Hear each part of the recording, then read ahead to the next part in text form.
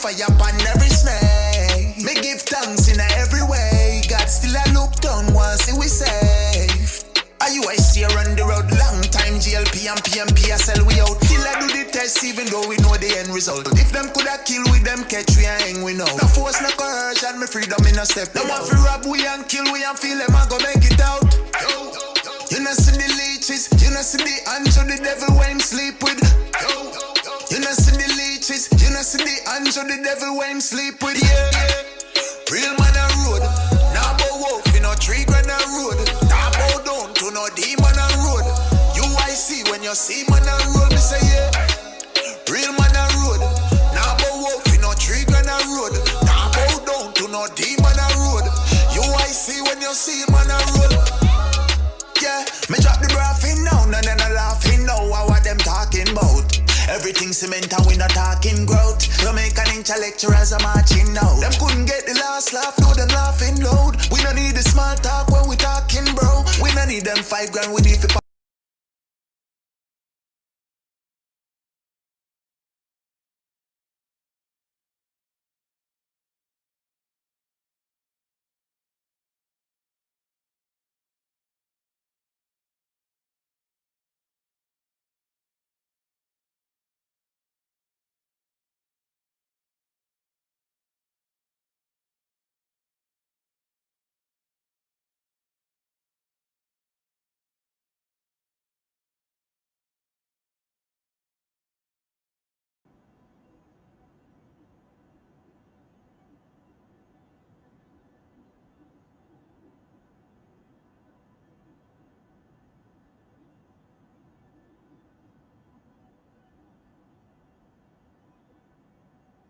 Good evening, my fellow Canadians. Good evening.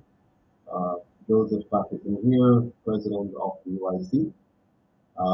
I have a very unfortunate um, bit of news I have to share with you.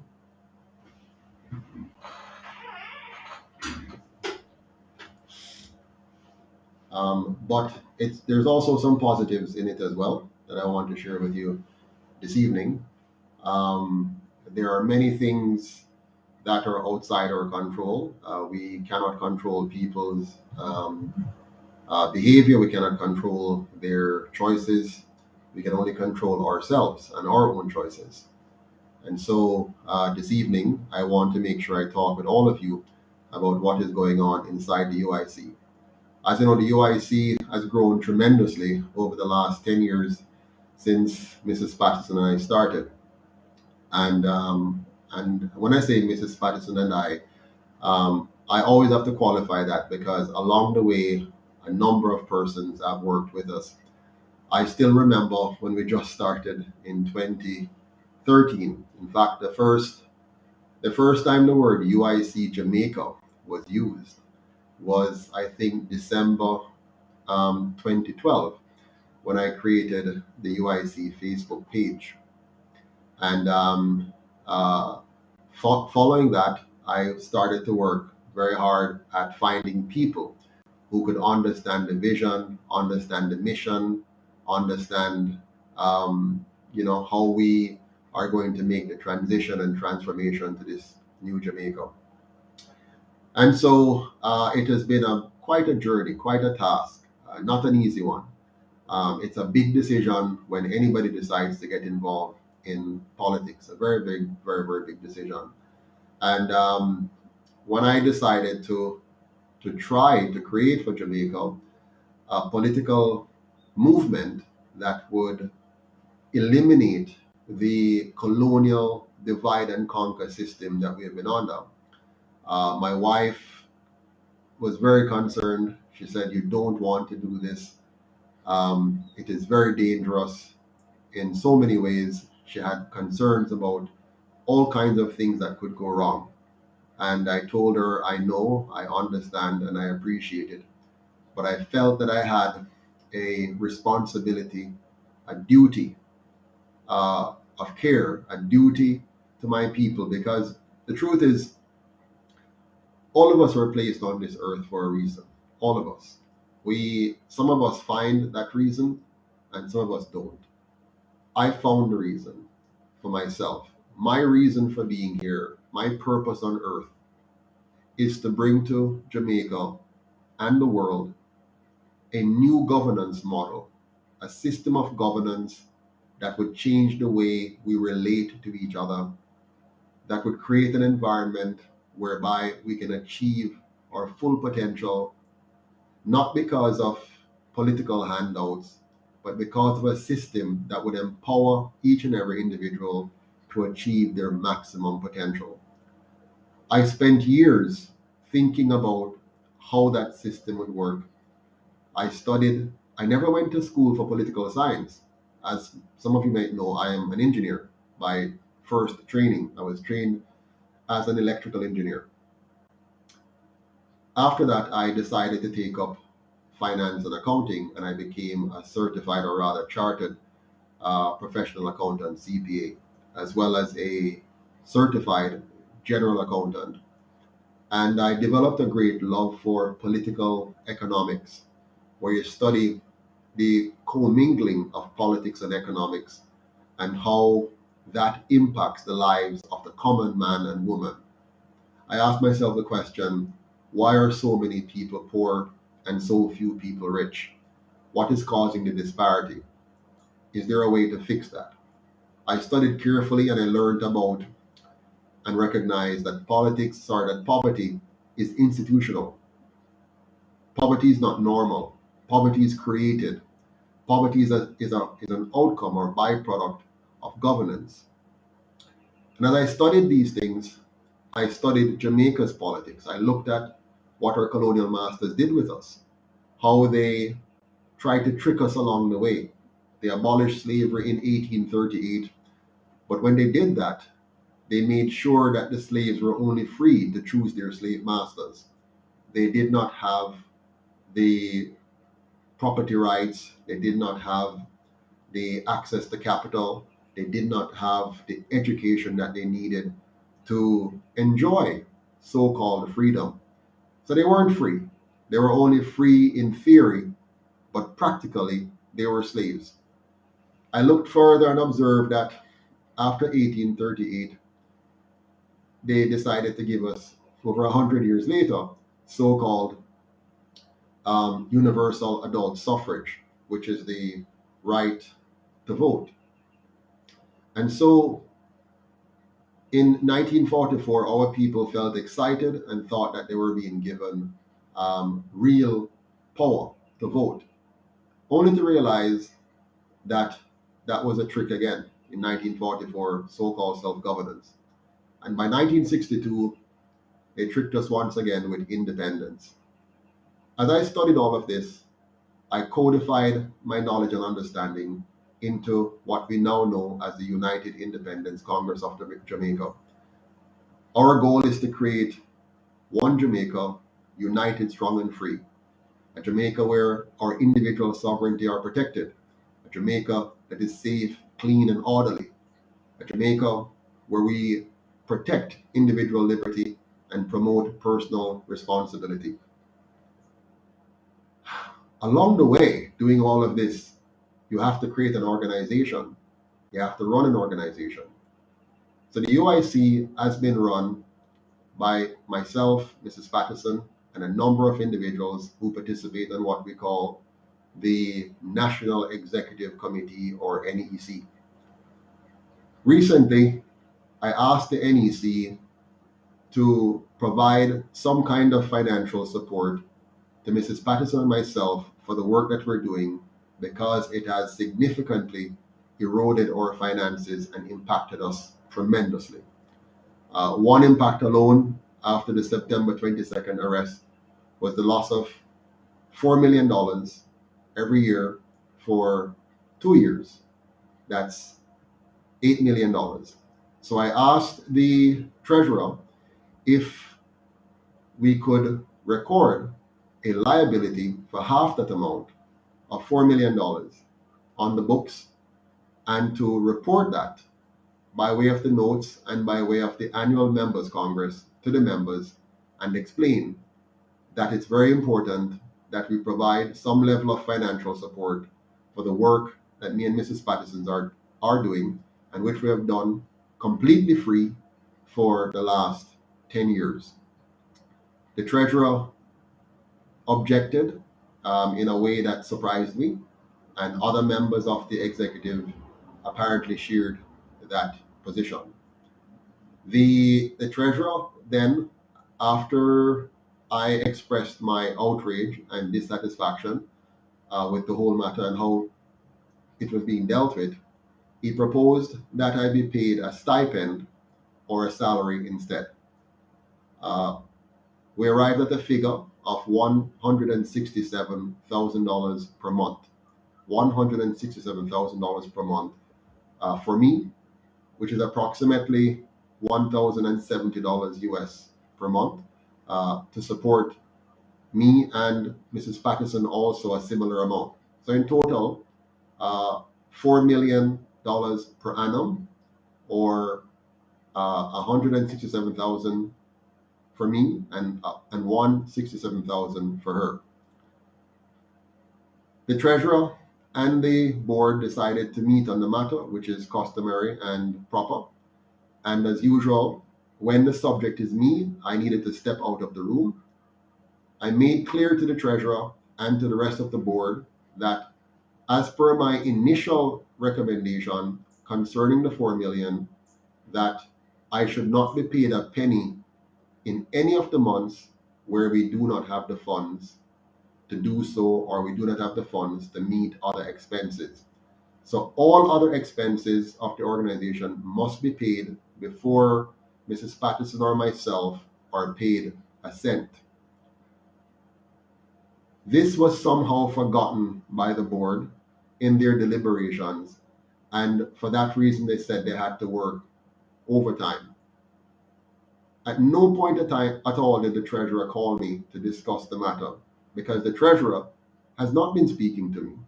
He's in the board, he's on the board, he speaks with a former member of the board, but he doesn't speak with me on the board. And so I keep telling the board that there's no way for you to have a treasurer and a president not speaking on a regular basis to plan and manage the affairs of the movement. I found it very odd. I find it very unhealthy. I found that it's not very good for good planning and management. Anyways, I realize now that there was something going on behind the scenes. And the whole thing continued until I finally said, after I resigned. I offered my resignation effective March 2021. March 21st. One second.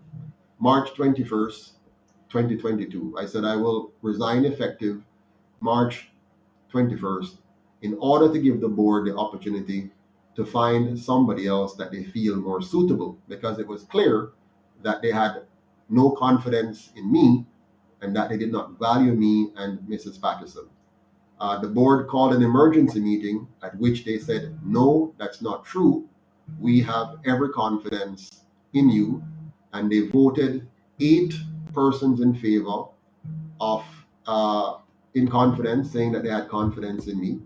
And they voted 1 person saying they had no confidence in me, and 1 person abstained from voting. So in effect, 2 persons had no confidence in me, and 8 of the other members had confidence in me, apparently. After that long meeting, 3 hours, where we talked and talked and talked, and it appeared as though we had reached somewhere and brought ourselves to an amicable position. The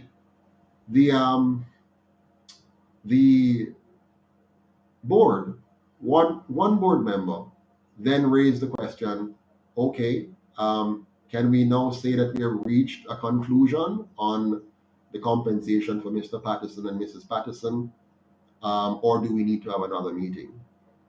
The treasurer responded harshly and said, we've already decided on that, and the answer is no.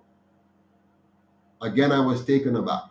I was shocked. Not because they said no, but just the manner in which they did it. It was as though there was this, what do you say?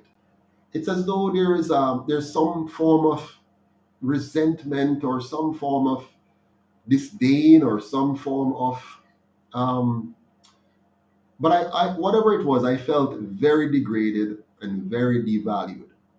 I had to ask myself, is this really the UIC that I've given my blood, sweat, and tears to create over 10 years? Is this the kind of response I'm getting now when, because of the work that I've done, I am now in a position where I have to ask for some financial assistance because of, I'll give you one example. Because I haven't paid attention to my beekeeping business, for example, that cost us 75 hives at a cost of about $35,000 per hive that we lost. Because of my arrest, that's, call it another $8 million there. In just one instance alone, in doing the UIC, not paying attention to my business, we lost one day, one staff stole $80,000. Now, I'm not blaming the UIC for this. No, what I'm saying is these are the consequences and costs of trying to build a movement and giving it the attention it deserves. If I was building a business and spending the time building a business, you'd understand, because there's no complaint. That is your responsibility. You're building your business. It comes with cost. It comes with, all of these things. But the UIC is a non-profit organization. The UIC is a political movement. It's not a profit-making entity. It's not a business. It is a non-profit organization, which means all the effort and energy and time and thousands of hours that Mrs. Patterson and I put in, that is not for profit.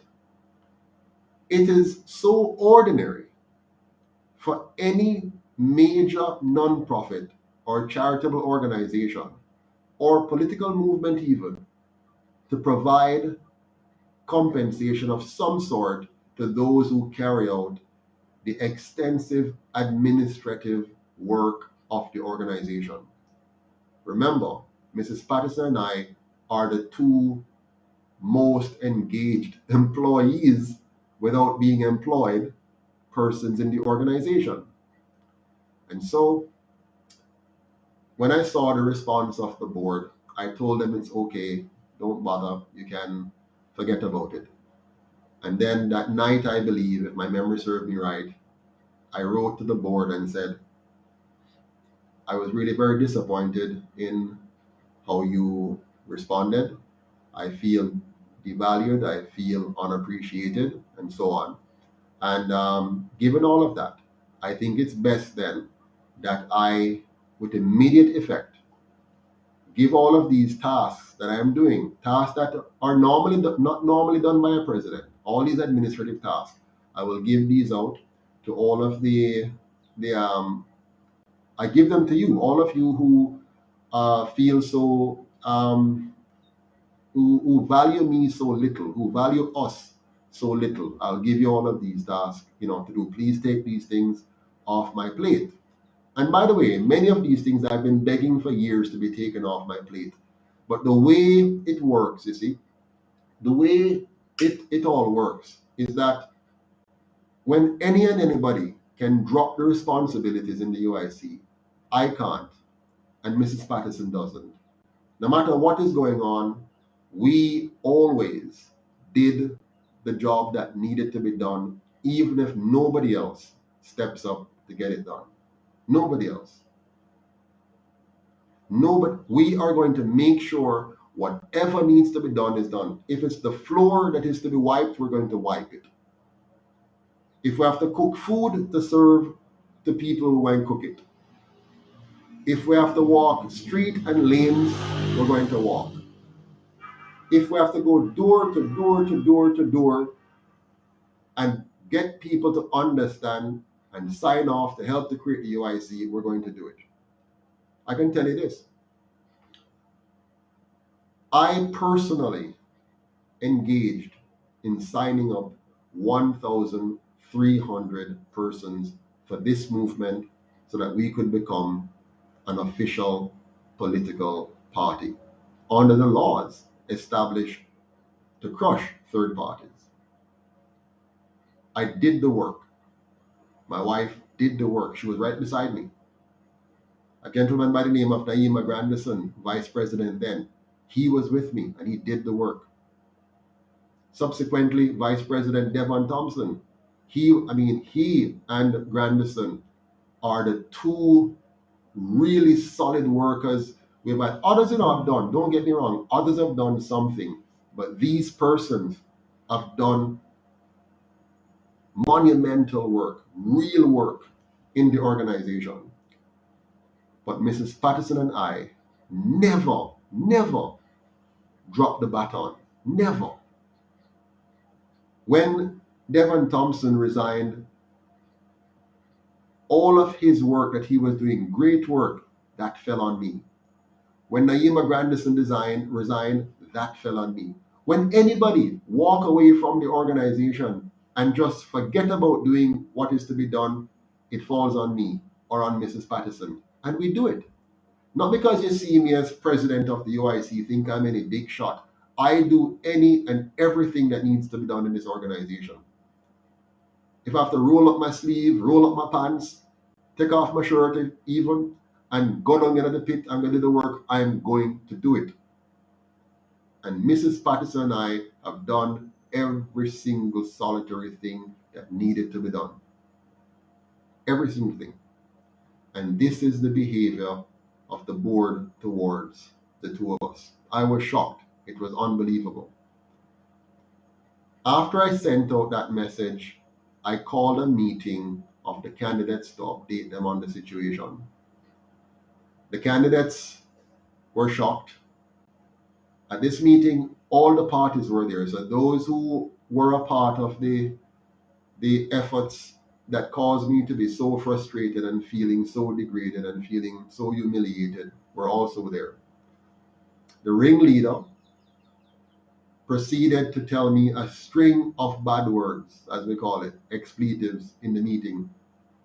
He just said all manner of terrible things and started to cast aspersions and started to fabricate half-truths into perfect lies to try and misrepresent me, malign my character, and to draw away the membership.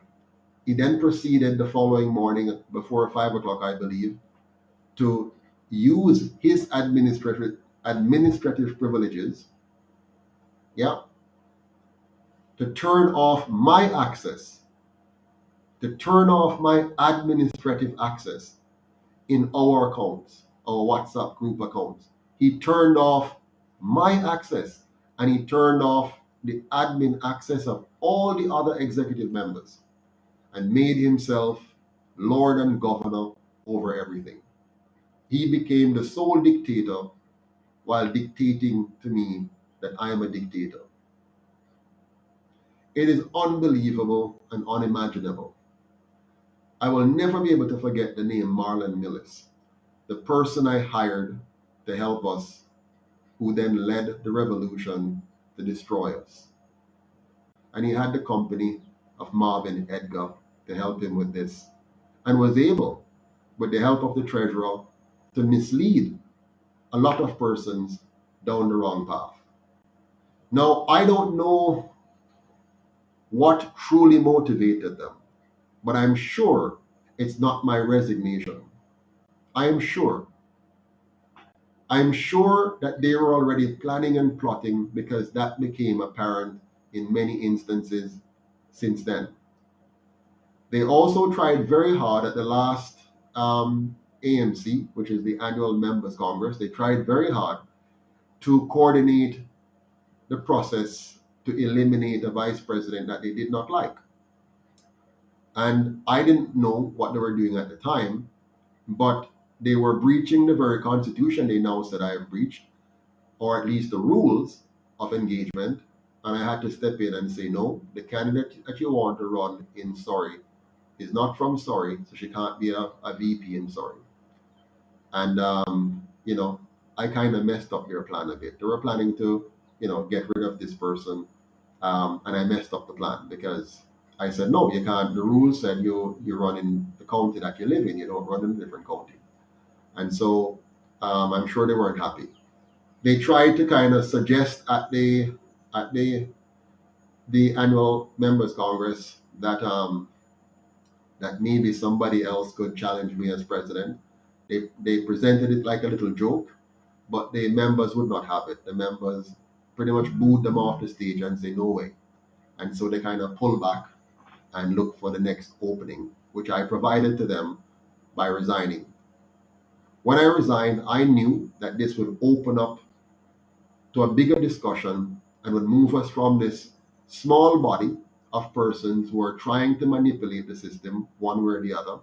It would bring us now to more persons, the candidates, so that we can have a proper conversation and a talk for them to see what is happening and to be a part of the decision making process. So I'm very happy that we did this. Now, where are we?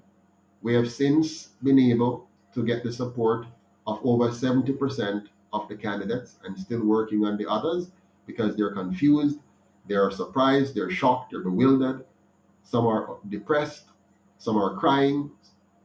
We're all hurting because we could not believe what we saw. But I told them this was to be expected. We're not operating in a vacuum. We're operating in a very evil and devilish society with all forms of corruption. So please prepare yourself for more attempts at destabilizing and destroying the UIC. This is just the next attempt. They have done many already. They tried to keep us from registering and made us suffer for 10 years. They have blocked us from the banks so that we, up to this point, we cannot open a commercial bank account. We just failed again with Jamaica National. We failed with NCB. We failed with First Caribbean or CIBC. We failed with JMMB. We failed with called I forgot the name. But all of these banks have turned us down. Why? Why are they turning us down? They turned us down because they're a part of a system designed to suffocate any attempt to change Jamaica from a country that is managed and manipulated by those who represent the colonial masters. They will not allow Jamaica to be free. And we have to fight hard and fight even harder. So this is just one more attempt at overthrowing the UIC. We have survived many attempts, but this has been the most crippling because it is the most effective. They had somebody on the inside, and I would not be surprised if that person has been paid to mislead, mischaracterize, misdirect, and in the end, seek to destroy this movement. But we're not going to allow them. We are going to overcome. We are going to triumph because this Joseph Patterson may look like a softy, but I am committed to fighting this battle to the very end. So when I resigned, it opened the door for you to show yourself, and you showed yourself. You revealed your character. You show who you really are. Your intentions became very clear to the members now, to the candidates, to the parish managers, to the vice presidents, to all who truly love and revere this United Independence Congress. Your true colors have been shown up. And as a result, we are going to come forward stronger, more powerful, and no force on earth except God Himself will be able to stop us from leading Jamaica to victory over division, victory over tribalism, victory over corruption, victory over colonization, and victory over all those who wish to live at the expense of others. We are going to make Jamaica truly independent, truly free, and a truly strong nation. We're going to give our children an education like no other education they've seen. We're going to have an Afrocentric education system. We're going to have a system that helps them to know who they are, how to build strong relationships, and how to understand and manage money for maximum economic outcome. We're going to build a strong agricultural sector that is based on organic farming as the foundation of creating a healthy and wealthy and well balanced society. Our agri program is going to produce jobs in the thousands. It's going to reduce cancer. It's going to help our Jamaican people to export in mass numbers. Organic farming is going to become our oil. It's going to be our gold. And we are going to be able to make Jamaica food independent because of this. We are going to not only become a strong economic power in agriculture, we're going to become energy independent by tapping into all the areas that we can use to reverse our dependence on foreign oil. We have the solar systems in place. We're going to make sure we have the biogas systems in place. We're going to make sure we tap into hydroelectricity. We're going to tap into geothermal energy. And we're going to make sure that Jamaica becomes a strong force in the Caribbean, in the region, in the hemisphere, because we are going to not depend on oil from overseas, but from our own resources here to power our economy and liberate our people from the debt traps that we have been placed in by governments past and present. We're not only going to become a food secure country and an energy secure country, we're going to become a water secure country because we are going to start capturing water, proper water harvesting facilities across the country, well maintained, so that Jamaica, here at home, we will never be short of water again, the pressure will never be low again, and bigger than that, we're going to export water to countries who are having problems producing the same. When the UIC is finished, Jamaica is going to be known as the safest, cleanest, most orderly, and freest country on the planet. We're going to turn Jamaica into a modern city-state from coast to coast, east to west, north to south. You're going to have a clean and beautiful Jamaica, not just in a tourist era, because the entire Jamaica will be a tourist destination. We're going to change the tourist product so that tourism becomes community-based and not all-inclusive. It will be an all-inclusive product that includes all Jamaicans participating in the tourism industry in one form or another. We're going to make our agri program so successful, so brilliant, that it itself will be a tourist attraction. We're going to have people coming here to taste the food, to enjoy the sun, to enjoy the entertainment, the music, the sports, and to enjoy the company of a new Jamaican generation.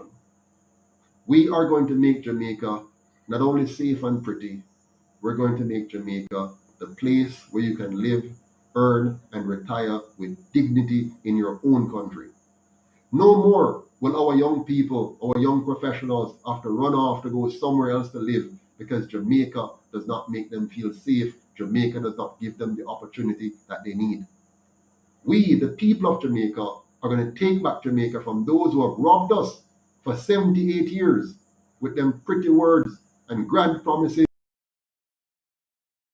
sell our country out to other nations. It's going up. This morning I was invited to Love FM to speak on their program concerning the NIDS. And they tricked me, as usual. What they did, they called me on for window dressing. They called me on so that they could manipulate the situation. They gave Floyd Green, the very person who represents all that is wrong with this country, when he broke the law that he's a part of setting and was freed. And I broke the law that was wrong, unethical, and immoral, and was sent to jail and is now being dragged through the courts.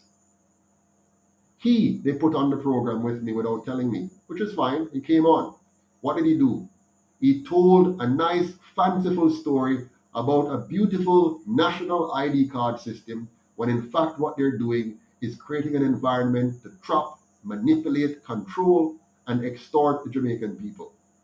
This new ID system will be a part of the concoction of the central bank digital currency, together with this digital ID that they're going to force on you. They tell you it's voluntary, but it's not voluntary. You know why it's not voluntary?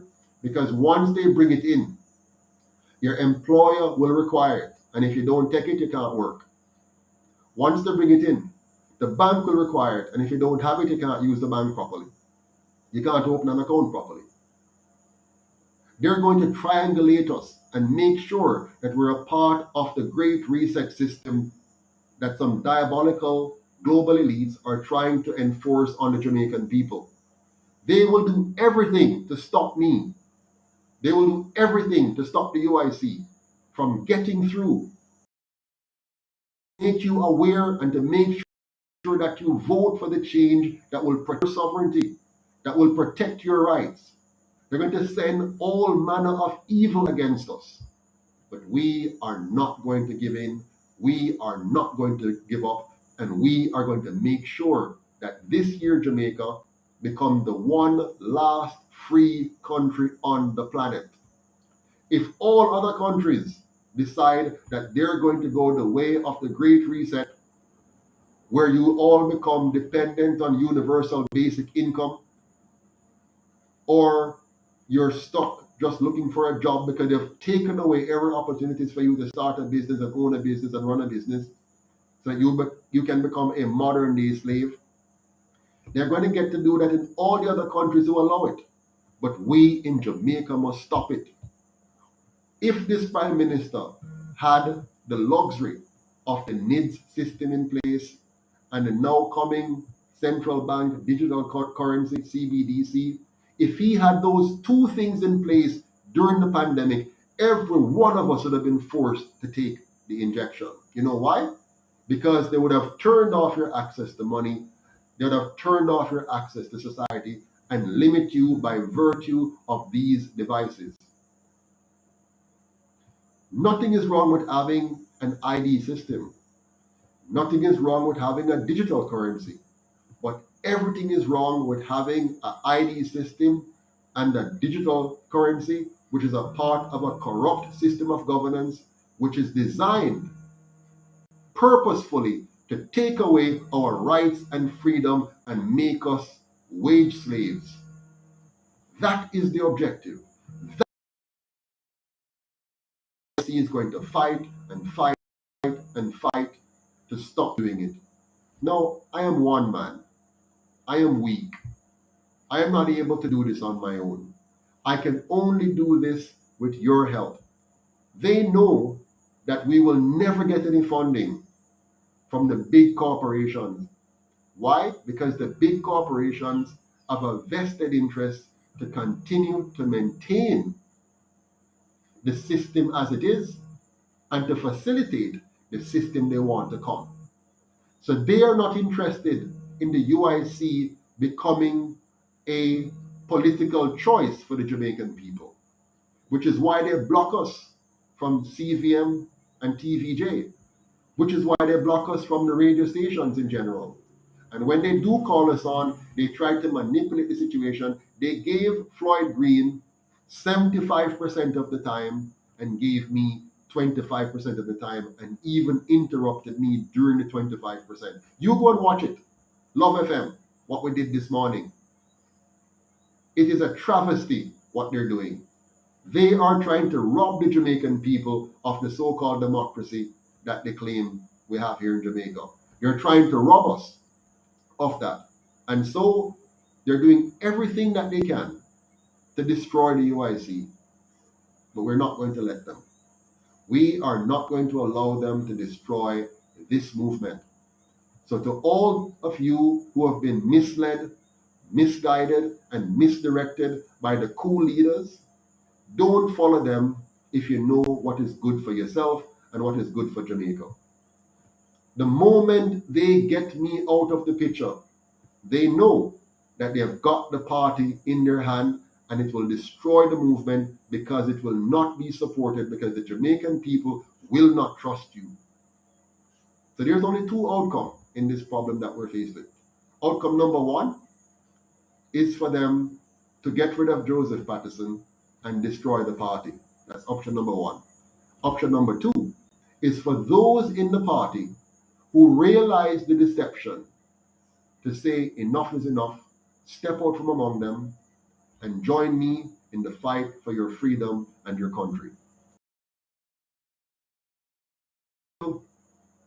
Feel frustrated, who they want you to feel frustrated. They want you to feel uncertain. They want you to just say, "I give up. I'm not gonna bother." Because see they're ready, them a new party and them already have problems. No. Did you see a young couple, them just get married and have problems? Yes. We're a new party. And this new party is under stress because they want to kill it. They want to destroy it. They want to destroy me. They can't find any dirt on me because I am clean. They have tried. They have done everything. They have put out all kind of fake news. They have called me a drug dealer from Canada. They have tried to put that out there into the community, into the whole society. It hasn't stuck. It will not stick because it's a lie. And right now, any new form of lies that they bring will not stick because this here Joseph Patterson, I'm not perfect. I'm not perfect. Nobody is perfect. At least that's what we say. I'm not perfect, but I can tell you this. I am ethical, I am moral, and I am trustworthy. I am transparent, I'm accountable, and I'm responsible. Yes, I am tough, I am hard. If you're going to work with me, I'm going to expect you to do your best, and I'm going to demand nothing but excellence. And while we may not always achieve excellence, we must always strive for excellence. And so, as we go through this phase, please understand that it's normal. It's normal for the UIC to be under attack from within or without. There will be more attacks in the future, and the question is, will you stand with me now, stand with me then, and let us stand together when we get to the end and have a new Jamaica, united. Thank you very much for your time. Thank you for your patience. Thank you for your well wishes. And I look forward to meeting with you again soon. And I ask you, please, please, do not listen to those who are seeking to destroy us. Listen to your heart. Look at me. Look at what I've done. Look at how far I've come with this movement. Look at the sacrifices made. And know for sure that I, Joseph L. Patterson, and my darling wife, will never, ever, ever let you down. We are going to stand for truth. We are going to stand for justice. And we are going to always, always be accountable and transparent to you. It might not be the way politicians behave. I'm not a politician. I am only involved in politics because I want. So don't expect me to do the things politicians do. I'm not going to play the games. I'm not going to try to trick you. I'm going to tell you as it is. And if something go wrong, I'm going to tell you it went wrong. And if it is right, I'm going to celebrate with you that it is right. But together, we're going to work as a team. And you are my team. I'm not getting any money from big business. It's you supporting this movement. It has hurt my finances, but that's okay. We can do this together. Help me. We can help Jamaica be the great country it can be. Please, let's stand together, let's fight together, let's work together, and make Jamaica the country she can be. United, strong, and free. One Jamaica. Thank you very much. Have a good night.